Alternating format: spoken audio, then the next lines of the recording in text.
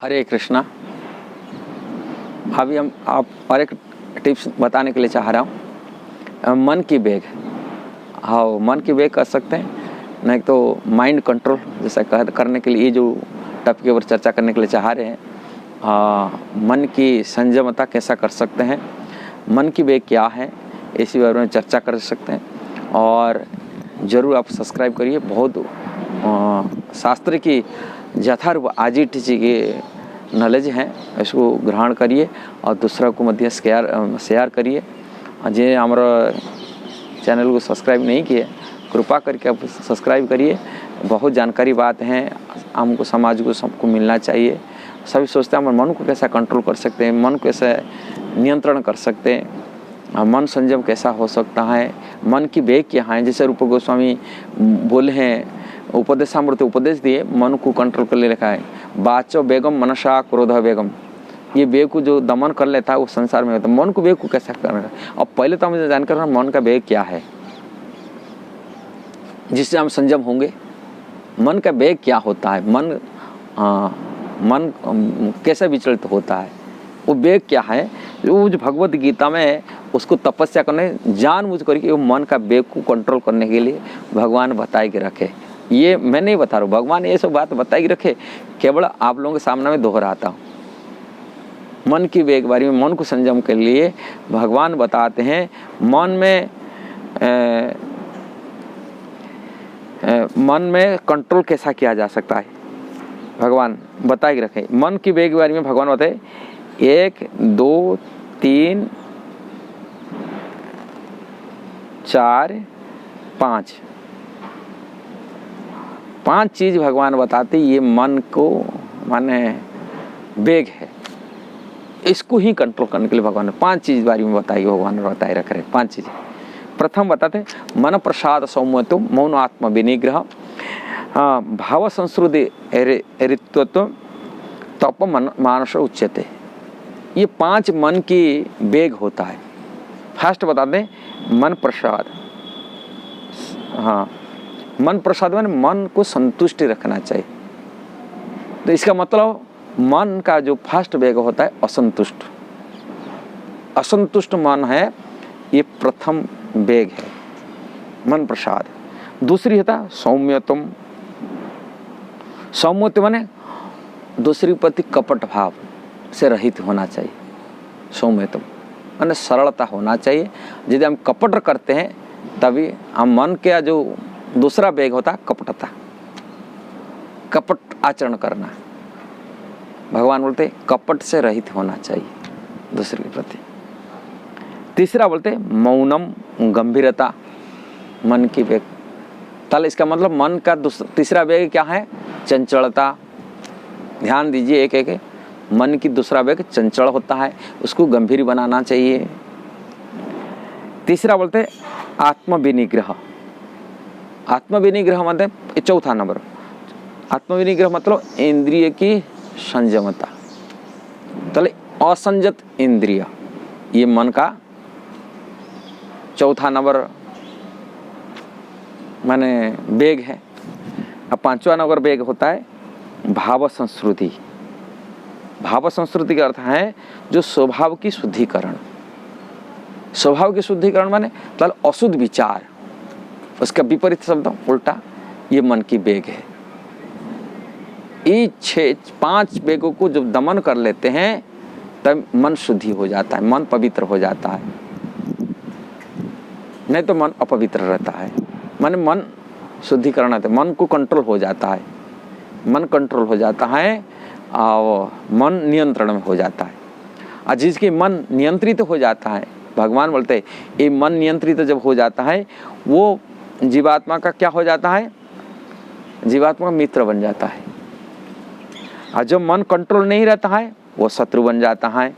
6वां अध्याय बोलता है जिनकी मन कंट्रोल रहता है वो बंधु बन जाता है उनका। बंधुरा आत्मना तस्य जेनात्मन मन जेना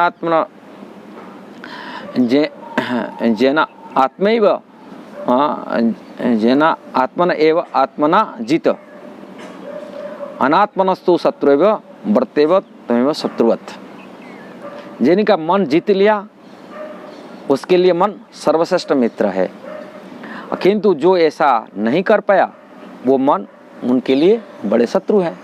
भगवान बोलते तले मन भगवान यहाँ शत्रु बंधु हो सकता है। मन मनुष्याणाम कारण बंध मुख्य च बंधेय विषया संगो मुक्त निवर्धन में। मन जब को संयत करते वो मुक्ति का द्वार बन जाता है, मन जब असंयत हो जाता है वो बंधन के कारण बन जाता है। इसलिए मन के वेग को कंट्रोल के लिए रूप गोस्वामी शिक्षा दिए हैं। अब मन की ये जो 5 चीज मन की वेग है इसकी कैसा नियंत्रण करेंगे भगवान यहाँ बताते। मन प्रसाद फास्ट बताते, मन प्रसाद है मन को संतुष्ट रखना चाहिए। संतुष्ट के लिए मैं कई वीडियो में यही बात बताते, मन संतुष्ट रहता है। जैसे हमारे 4 चीज़ चाणक्य पंडित में बताए रखे, ये ऐसा ही सोचना चाहिए हमारे प्राप्त से हमको ये मिला हुआ कि भगवान की कृपा से मिला हुआ चीज़ है, उससे संतुष्ट रहना चाहिए। प्रथम है तो भोजन में संतुष्ट रहना चाहिए। चाणक्य ने बोला भोजन में असंतुष्ट नहीं होना चाहिए। जिनकी भोजन में बहुत बड़ा समाज में क्रिएट करता है, भोजन के ऊपर ईर्ष्यापरायण हो जाता है व्यक्ति, या ईर्ष्या में जो रहित नहीं होंगे, ईर्ष्या को देखें उनका तो मन और दूषित हो जाएगा। दूसरा का भोजन को देखकर ये कितना खा रहा है, हम पास ऐसी चीज़ें नहीं है, हम इसलिए जो भी मिल जाती है ये हमारे प्राप्त से मिलता है, इसमें संतुष्ट रहना चाहिए। मन को संतुष्ट रखना चाहिए, भोजन में असंतुष्ट होना नहीं चाहिए। तीसरा मान सम्मान में, कभी मान मिलता कभी सम्मान मिलता, भगवान बोलते इसमें संतुष्ट रहना चाहिए। संतुष्ट व्यक्ति रहना चाहिए, हमको आशा रखना नहीं चाहिए उनको इतना सम्मान मिलता है हमको मिल रहा, जलन होता है, द्वेष नहीं रखना चाहिए।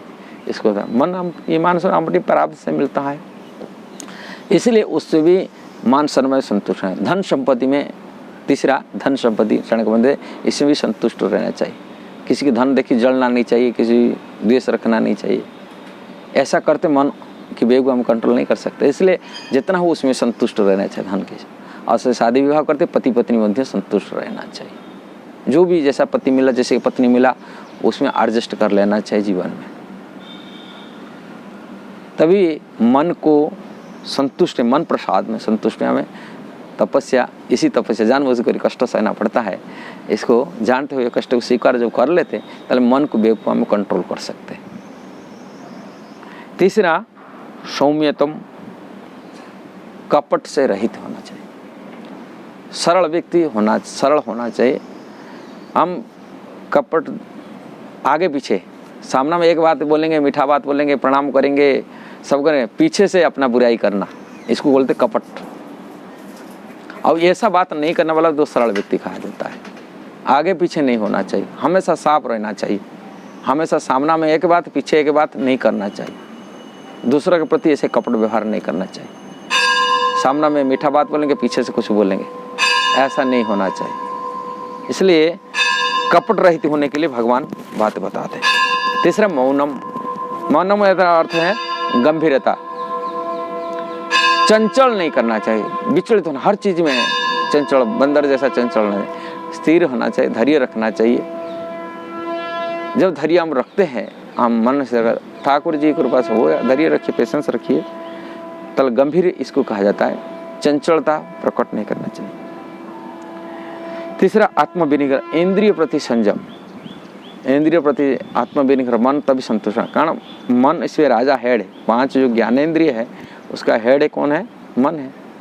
और उसी से मन ज़्यादा भटक जाता है।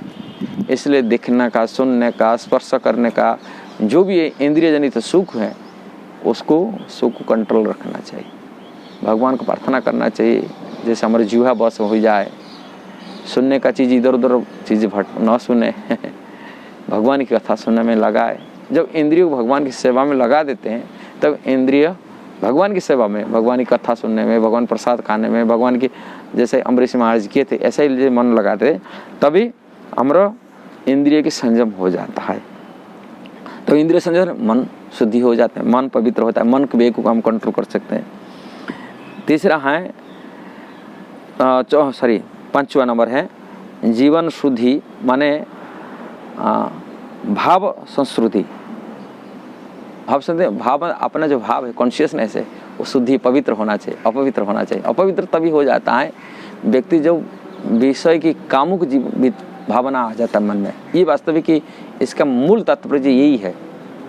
व्यक्ति कामुक वासना में जब लिप्त हो जाता है तभी कामुक की चेतना में रहता है, उनके मन अशुद्ध हो जाता है। इसमें धर्म की जो 4 खंबे हैं, एक खंबे में कहा जाता है अपवित्रता, माने अपवित्रता जो आ जाता है 4, जैसे तपस्या है, दया है, पवित्रता है और सत्य, ये 4 हैं। अपवित्रता जो विचार है वो कामुक है। अवैध स्त्री पुरुष जो संग हो जाता है, व्यक्ति के मन में काम वासना पैदा होता है, जिससे काम वासना से वो मन के विचार हमेशा उसी कामुक वासना में चिंता न, सेक्सुअल डिजायर जिसको कहा जाता है, जिसी कारण से मन अशुद्ध हो जाता है, मन अपवित्र हो जाता है जिसको। इसलिए मन की शुद्धि जो के लिए जो मन की वेग है, ये वेग इसको भी पवित्र हिसाब से रहने के लिए कामुक विचार से बचना चाहिए। जो कामुक विचार रहेगा मन में अशुद्ध हो जाएगा। मन की वेग को ये भी कहा जाता है। इसलिए मन की वेग के बारे में आप लोगों को जो चर्चा का अच्छा लगा होगा तो ज़रूर शेयर करिए और दूसरा को मध्य बताने। आप लोगों को और नया नया टिप्स मिल सकता है, इसलिए ज़रूर सब्सक्राइब करिए। यही प्रार्थना आप लोगों के चरण में। ये सभी जो भी हम कर रहे हैं भगवान श्री कृष्ण के प्रीत्यार्थ है और श्री कृष्ण की शिक्षा को हम यथारूप देने के लिए प्रयास कर रहे हैं। आप लोग आशीर्वाद बनाए रखिए। हरे कृष्णा। जय श्रील प्रभुपाद की जय।